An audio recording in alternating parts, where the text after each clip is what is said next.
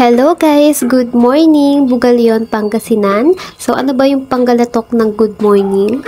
So hindi ko alam guys kasi hindi ko pa pinag-aaralan yung salita ng aking asawa kasi sa lahat ng mga salita dito sa Pilipinas, ang panggalatok at Ilocano talaga yung pinaka hindi ko gustong intindihin. Siguro someday. Anyways guys, ito na nga ang ating day 2 dito sa Bugalyon, Pangasinan. At syempre, wag na tayo magpatumpik-tumpik pa dahil minsan lang tayo makagala at makauwi ng province. Kaya nag-set na agad kami ng swimming. Pagkatapos nga namin kumain guys, ay agad kami nagpahatid sa bahay ni Tita Cors kasi sa mga gantong galaan sa swimming, hindi mahilig sumama sila tatay. So ang sumasama lang sa amin si Ivan, yung kapatid ng asawa ko na bunso.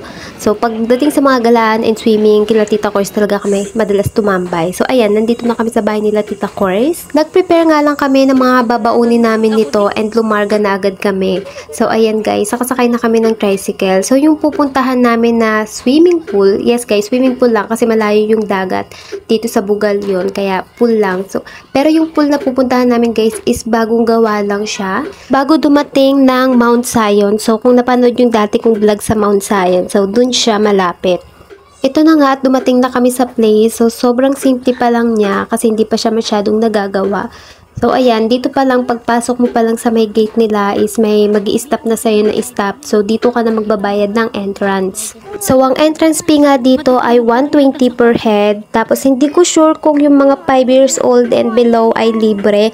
Kasi yung asawa ko yung nakausap nung stop. Kasi ako nasa loob ng tricycle, hindi ako makababa guys.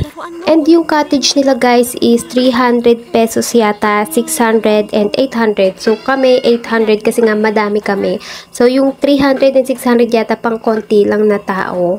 So, after na nga namin magbayad is dumiretso na kami. So, medyo malayo-layo pa yung pool dito sa entrance. Kaya naka-tricycle pa kami. Meron pa silang isang activity dito guys na magdadrive ka ng truck. Ano bang tawag doon? Yung monster truck. Alam niyo yung mga laruan ng bata. So, yun. Ganon yung idadrive nyo. So, hindi ko lang alam kung magkano kasi hindi na rin namin inalam.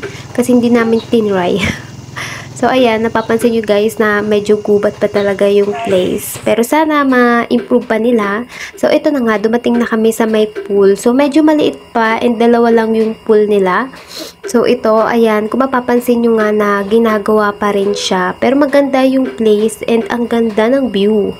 Ang maganda pa dito guys, hindi ganun karami yung tao kasi nga bago pa lang to, hindi pa siya masyadong nade-discover. So ayan guys, kita nyo naman na kakaunti pa lang yung mga tao. Kasi makapagsiksikan kami ngayon sa mga dagat. So mas pinili na namin dito. So ayan, kung natatanaw nyo, ayan yung cottage. So yung cottage nga, ayan o, medyo malaki siya para sa amin. So sakto lang para sa amin kasi nga marami kami.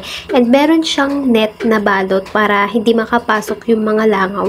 Kasi meron daw na malapit na poultry dito sa place. Pero guys, alam nyo, ang masasabi ko lang, useless. So, useless yung mga net nila kasi nakakapasok din yung langaw. Pero alam naman natin guys na hindi talaga may iwasan na hindi makakapasok yung langaw kahit nakanet yung ating cottage. Kasi syempre, labas-pasok tayo and dahil nga rin sa mga pagkain na dala natin na gustong-gusto din ng mga langaw. So, hindi na yun mawawala sa outing natin. Kasama na talaga yun sila sa buhay natin. At dahil wala pa nga yung iba naming kasama guys, kasi hindi kami nagkasya sa isang tricycle, kasi nga mga nasa 10 kami. So hindi kami kasya sa isang tricycle. So wala pa sila, kaya inaayos ko muna itong mga ibang dala naming gamit, mga pagkain, and mga utensils, and syempre yung mga konting snacks. So inaayos ko muna yan. So habang naghihintay kami sa kanila para kumain. So yung asawa ko at yung anak ko, tapos yung ibang bata na kasama namin is andun na. Pagkarating pa lang namin guys, nagsitambog na sa pool. Tapos magtataka sila mamaya kung bakit maitim sila. At ayan na nga guys, nagsitatingan na yung iba naming mga kasama. Kaya lumabas na rin ako nito para tawagan yung aking asawa at anak na si Patantan para kumain. So, ayan, hinanap ko sila guys. So, ito, nakita ko si Patantan. Ayan, si Tita Jojo yung kasama. At yung asawa ko, ayun, nasa taas. Pil na pil yung view guys. And balak magpadula. So, ito si Patantan. Tinatawag ko sila niyan kasi para kumain na nga kami muna. Ayan, yung mga bata rin nakasama namin para magsikain na muna. At saka na ituloy yung pagdiligo. So, ayan o, yung asawa ko, yung kapatid niya. Ayan, pinili magpadulas. So, ayan guys, pinipilit ko na silang umahon nito kasi nga nagsisikain na yung iba. And ito, silang dalawa na lang talaga yung matibay dito sa swimming pool. Kaya lumapit na ako nito guys and kinuha ko na si Tantan para kumain nga muna kami.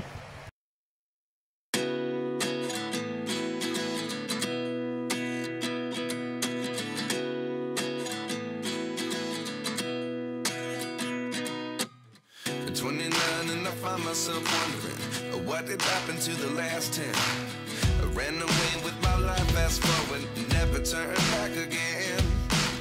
It's kind of funny that the more we pass time, the more we need to set the rewind. And 19 was the year I had to leave you, but now I'm seeing all the signs. Is this really happening? I can't believe it's true. I'm just as surprised as you. This really happening? I can't be too sure, but one day I'll be yours again.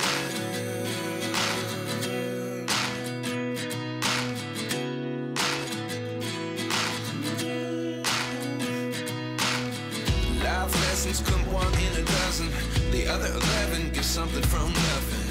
I sit here looking for an answer. Maybe the biggest question was in the last chapter. You gave me the soul I have today. Without you I never could have moved away. But now I see what you teach. I do believe I always should have stayed. Yeah. Is this really happening? I can't believe it's true. I'm just as surprised as you. Is this really happening?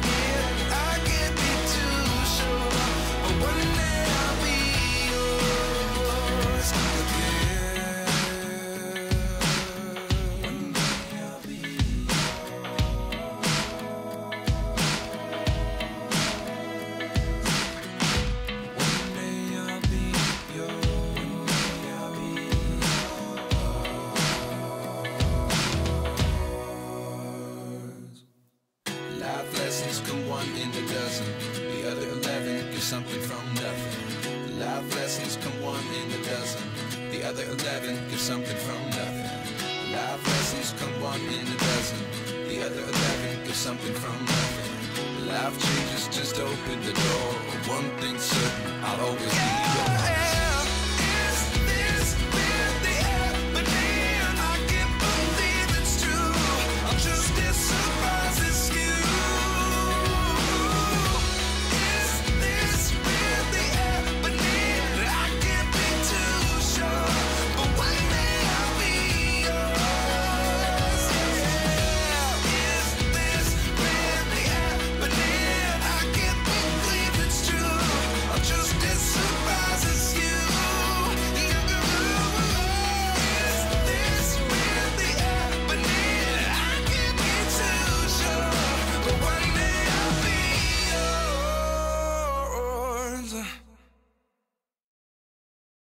At ayan na nga guys, lahat ng kasiyahan ay may katapusan. Ay, huy, ang lalim.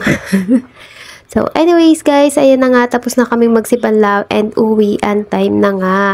Syempre guys, hindi naman kami uuwi na walang selfie and groupie. So nag-selfie and groupie muna kami dito bago kami umuwi. So ayan, nakapag-ayos na nga kami and kami nga din yung unang ihahatid ng tricycle kasi nga tulad ng sinabi ko sa inyo, hindi kami kasya sa tricycle ng isang hatiran lang. So ayan guys, so medyo marami na din yung tao. So ito hapon na to kaya uwi na kami. Ayan, ang ganda ng view ng pool nila. So sa mga magtatanong, ang name pala nito is ayan, Adventure Park dito sa Bugalyon, Pangasinan. So hopefully pagbalik namin is na-renovate na to. Renovate? So basta naayos na to, na mas napalawak kasi for sure dadayuhin tong lugar na to kasi ang ganda talaga nung place nila. At ayan nga guys, nakasakay na kami sa tricycle. So sa amin sumabay si Asher. Ayan, tuwan-tuwa kami sa kanya kasi tignan niya, ang cute-cute talaga pag baby pa. So kapit na kapit siya, akala mo naman hihuhulog. So pag baby pa talaga napaka-cute. Pero pag lumaki na, cute pa din naman sila pero nakaka-high blood na ba. So anyways, hanggang dito na lang po ang aking vlog today. So thank you for watching guys. Bye!